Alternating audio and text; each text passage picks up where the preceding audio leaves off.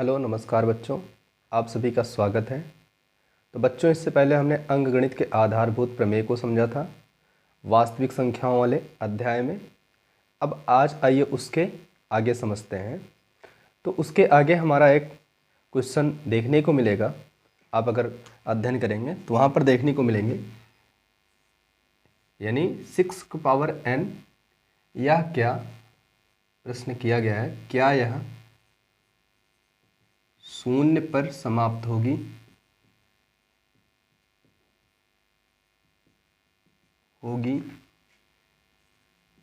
जब n एक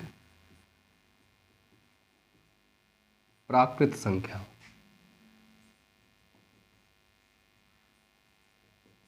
हो। ठीक है, यहाँ पर यह प्रश्न किया गया है कि 6 पावर n जो है वो क्या शून्य पर समाप्त होगी कि नहीं, अर्थात उसका आखिरी अंक 0 होगा कि नहीं होगा, ये पूछा जा रहा है और इसको हमें सिद्ध करना है। तो आइए देखते हैं कैसे करेंगे। इसके हल को देखेंगे, सॉल्यूशन को।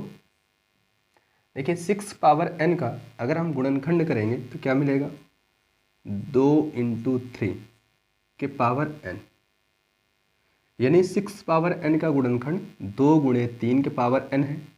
और कोई भी संख्या 0 पे समाप्त कभी होगी, 0 पे तभी समाप्त होगी जब उसके गुणनखंड में 5 आए। जैसे यहाँ पर देखिए 10 के गुणनखंड में 2 और 5 आ रहा है, तो यह शून्य पर समाप्त हो रही है। अगर 5 गुणनखंड नहीं आएगा तो वो शून्य पर समाप्त नहीं होगी। बात समझ में आएगा, यानी 5 का आना अनिवार्य है। इसी के साथ साथ अब 5, देखिए 5 आ रहा है तो 10 हो रहा है, अब उसके साथ साथ 2 भी आएगा तभी ये यानी आपका 0 बनेगा, अन्यथा 0 नहीं बनेगा। क्योंकि यहाँ देखिए 10 के गुणनखंड में क्या है, 2 और 5 है। उसी प्रकार यहाँ पर देखिए 6 पावर n के गुणनखंड में 2 × 3 के पावर n है। ठीक है, अब यहाँ पर लिखेंगे 6 पावर n के गुणनखंड में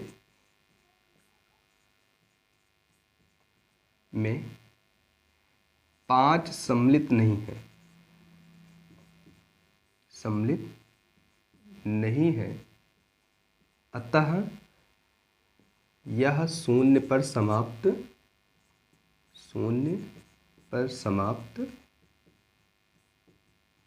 नहीं होगी। बात समझ में आया? मतलब अगर इस प्रकार की कोई संख्या है 6 पावर n, ठीक है, वह शून्य पर समाप्त होगी कि नहीं होगी जब वह n एक प्राकृतिक संख्या हो, यानी जो पावर है वो प्राकृतिक संख्या हो, तो शून्य पर समाप्त होगी कि नहीं, तो वो शून्य पर तभी समाप्त होगी जब उसके अभाज्य गुणनखंड में 2 और 5 आएंगे तब। अगर 2 और 5 नहीं आ रहे हैं तो वो शून्य पर समाप्त नहीं होगी। क्योंकि यहाँ देखें 10, 2 पंचे 10 यानी 0 तभी आ रहा है जब 2 और 5 का गुणा कर रहे हैं तब। यहाँ 6 पावर n इसका अभाज्य गुणनखंड किए तो 2 और 3 आया, ठीक है, 5 नहीं आ रहा है, अतः यह शून्य पर समाप्त नहीं होगी। समझ में आई बात? तो इसको नोट करना होगा, नोट कर लीजिए।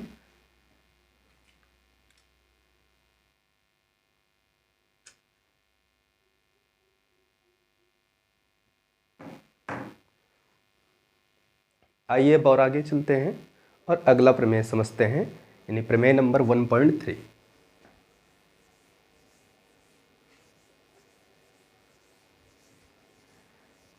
तो देखिए प्रमेय 1.3 क्या कहता है, 1.3 क्या कहता है, यदि p एक अभाज्य संख्या है,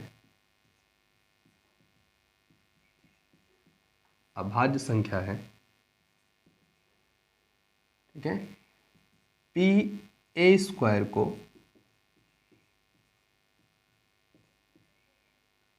विभाजित करता है तो p a को भी विभाजित करेगा।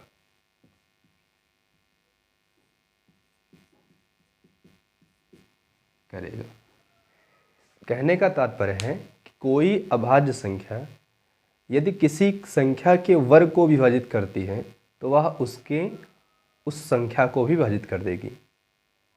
जैसे यहाँ पर एग्जाम्पल देखिए, 2 अभाज्य है और यह 4 के वर्ग 16 को विभाजित करती है, जो 4 का वर्ग है। ठीक है, 16 जो है 4 का वर्ग है, यानी 16 में अगर हम 2 से भाग करेंगे तो 8 आएगा। अब 16 किसका वर्ग था? 4 का, तो 4 भी यानी 2 से विभाजित है। ठीक है, यही कहने का तात्पर्य है इस प्रमेय का। यानी प्रमेय का तात्पर्य यह है, यदि कोई अभाज्य संख्या किसी संख्या के वर्ग को विभाजित करती है तो वह उस संख्या को भी विभाजित कर देगी। ये थ्योरम है, इसका प्रयोग हम, ठीक है, परिमेय जो अपरिमेय संख्याएं हों उनको सिद्ध करने में हम करेंगे। एग्जाम्पल जैसे देखिए, इसको नोट कर लेंगे आप सभी लोग।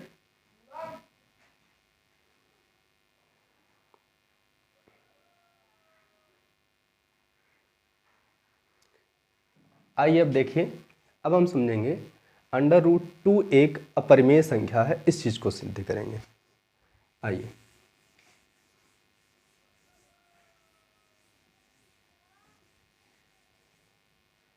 यानी यहां सिद्ध करना है, सिद्ध करना है √2 एक अपरिमेय संख्या है, अपरिमेय संख्या है, इस चीज को हमें सिद्ध करना है। और इस सवाल को ध्यान से देखना है, हर बार ये आपके एग्जाम में पूछा जाता है इस टाइप की सवाल। ठीक है, तो आइए समझते हैं। तो यहाँ हल करेंगे। माना √2 एक परिमेय संख्या है, परिमेय संख्या है जिसे P/Q के रूप में लिखा जा सकता है, जहां P और Q सह अभाज्य है, सह अभाज्य संख्या है, और Q does not equal to 0। ये इतना हमने मान लिया। अब आइए देखते हैं आगे। ठीक है, इसके बाद देखिए यहाँ पर क्या करेंगे। ठीक है, P/Q बराबर हम क्या मान लेंगे? √2 मान लेंगे। अब यहाँ पर देखिए, इसको इधर ले जाएंगे तो P बराबर ये Q भाग में उधर जाए तो गुणा में √2Q हो जाएगा। दोनों पक्षों का वर्ग करेंगे। ठीक है, दोनों पक्षों का वर्ग करने पर, वर्ग करेंगे तो वर्ग करने पर इधर देखिए इसका स्क्वायर करेंगे तो P² और √2Q का स्क्वायर करेंगे तो √2 का स्क्वायर 2 और Q का स्क्वायर Q²। अब यहाँ से देखें, ठीक, ये 2 है, 2P को विभाजित कर देता है P² को। ठीक है, तो 2P को भी विभाजित कर देगा। देखिए लिखेंगे यहाँ 2P² को विभाजित करता है, अतः 2P को भी विभाजित कर देगा। ठीक है, इतना। अब और आगे इधर देखिए यहाँ पे, ठीक, तो 2P² को विभाजित करता है तो 2P को भी विभाजित कर देगा। यानी जो अभी हमने प्रमेय पढ़ा कि कोई अभाज्य संख्या किसी संख्या के वर्ग को विभाजित करती है तो वह उस संख्या को भी विभाजित करेगी, उसी प्रमेय के तहत।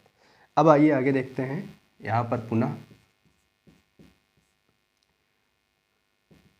अब जब 2P को विभाजित कर रहा है तो मतलब P किसी संख्या के गुणज के रूप में है, तो हम पुनः P बराबर मान लेते हैं वो 2R है। ठीक है, माना P बराबर 2R, क्योंकि यह 2 से विभाजित कर रहा है तो इसका कहने का मतलब ये 2 के गुणज के रूप में होगा। कौन? P। तो अब देखिए P का मान फिर से यहाँ पुनर्स्थापित करेंगे, तो यानी आपका 2R का स्क्वायर बराबर क्या हो जाएगा? 2Q का स्क्वायर, और इधर अब आपका हो जाएगा 4R² और इधर आपका हो जाएगा 2Q²। 2 से 2 कट जाएगा, यानी क्यू स्क्वायर बराबर हो जाएगा 2r स्क्वायर। फिर से वही बात आपको लिखनी है, यानी 2q स्क्वायर को विभाजित करता है, अतः 2q को भी विभाजित करेगा। ठीक है, यानी 2 जो है क्यू स्क्वायर को विभाजित कर रहा है तो 2q को भी विभाजित करेगा। अब देखिए यहाँ पर इस प्रकार से देखिए 2p को विभाजित कर रहा है, 2q को विभाजित कर रहा है, और हमने शुरू में क्या लिया था, p और q सहअभाज्य हैं जिनका HCF 1 होता है। लेकिन यहाँ से इस कथन से क्या निकल रहा है, जब हमने सहअभाज्य लेकर के हमने ये पूरी प्रक्रिया की तो यहाँ पर हमें p और q के HCF हमें 2 प्राप्त हो रहे हैं, क्योंकि p 2 से भी विभाजित हो जा रहा है, q भी 2 से विभाजित हो जा रहा है, जो हमारे उपरोक्त लिए गए कथन का विरोधाभास हो रहा है। अतः यह सिद्ध हुआ कि √2 एक अपरिमेय संख्या है। आपको ये नीचे लाइन लिखनी है जो हम बोल रहे हैं। ठीक है, क्या लिखनी है, p और q सहअभाज्य संख्याएं हैं, अतः यह कथन का विरोधाभास है। इस प्रकार सिद्ध हुआ कि √2 एक अपरिमेय संख्या है। यही लाइन नीचे लिखनी है। ठीक है, समझ में आया होगा। फिर से देख लीजिए, सिद्ध करना था √2 एक अपरिमेय संख्या है, इसके लिए हमने माना √2 एक परिमेय संख्या है। इसे p/q के रूप में लिखा जा सकता है, जहाँ p और q सहअभाज्य संख्याएं हैं और q does not equal to 0 है। हमने यहाँ परिमेय संख्या के रूप में व्यक्त कर दिया p/q इज इक्वल टू √2। ये q था, इधर भाग से उधर गुणा में गया। अब यहाँ पर दोनों पक्षों का हमने वर्ग किया तो p स्क्वायर बराबर 2q स्क्वायर। फिर यहाँ पर हम अपना प्रमेय लगाएंगे, यानी प्रमेय क्या था, किसी संख्या का वर्ग यदि किसी अभाज्य संख्या से किसी संख्या का वर्ग विभाजित होता है तो वह संख्या भी विभाजित हो जाएगी। तो यहाँ देखें 2p स्क्वायर को काट दे रहा था, अतः 2p को भी विभाजित कर देगा। इसी प्रकार से अब चूँकि p जो है 2 के गुणज के रूप में होगा, क्योंकि यह 2 से कट जा रहा है, तो हमने मान लिया p बराबर 2r, जहाँ r कोई भी आपका पूर्णांक होगा। ठीक है, तो 2r का स्क्वायर करेंगे और इधर 2q स्क्वायर हमारा था ही, केवल हमने p के स्थान पे 2r रख दिए। तो अब देखिए 2 दूना 4r स्क्वायर हो जाएगा और 2 से 2 कट जाएगा, यानी आपका 2r स्क्वायर बचेगा, इधर q स्क्वायर, तो वही लिखा गया q स्क्वायर बराबर 2r स्क्वायर। अब 2q स्क्वायर को भी काट दे रहा है, अतः 2q को भी काट देगा। अब इस प्रकार p और q के HCF 2 प्राप्त हुए हैं, जो कि हमने पहले सहअभाज्य लिया था और वहाँ पर HCF 1 था, तो ये कथन को विरोधाभास उत्पन्न करते हैं। इससे यह सिद्ध हुआ कि √2 एक अपरिमेय संख्या है। आपको ये क्लास अभी तक की कैसी लगी, अपना राय इस कमेंट बॉक्स में दें, और साथ साथ अगर आपको किसी भी प्रश्न में डाउट हो तो उस डाउट के लिए आप अपने कमेंट बॉक्स में उस क्वेश्चन नंबर को टाइप करें NCERT के, अथवा आप क्वेश्चन भेजिए। आपको 100% आपके सारे क्वेश्चन का सॉल्यूशन, जो भी आपको प्रॉब्लम होगी, आपको इस चैनल पर उपलब्ध कराई जाएगी। मिलते हैं आपको अगले वीडियो में, तब तक के लिए नमस्कार, जय हिंद।